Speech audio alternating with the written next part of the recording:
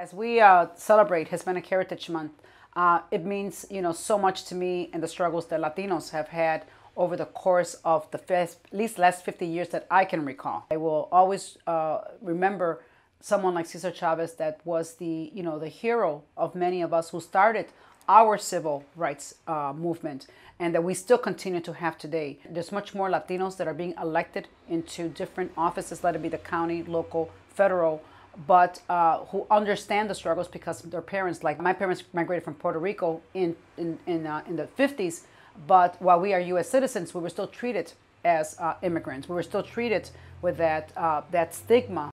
Hispanic Heritage Month is an opportunity for Illinoisans to celebrate the best of the Hispanic tradition, culture here in Illinois.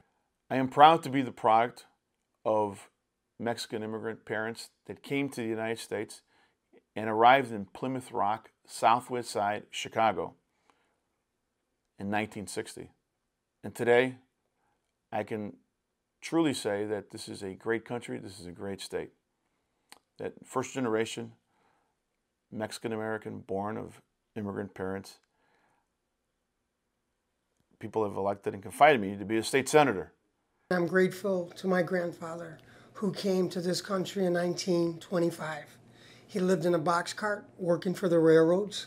For about 10 years, he met my grandmother traveling all over the United States. He met her in Des Moines, Iowa.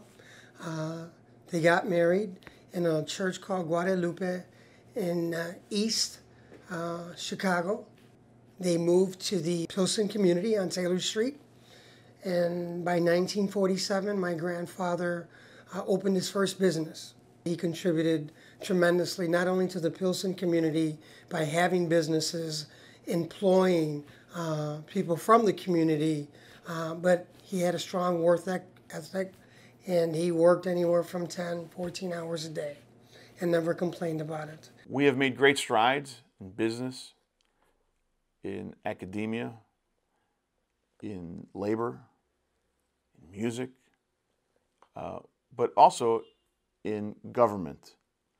The Latino caucus have been able to at least move forward important bills that really affect the quality of life of all, not just the immigrants, but of all young people. The Hispanic community, whether they come from Puerto Rico, Mexico, Cubans, they all have strong work ethic, love for their families, and always want to live the American dream.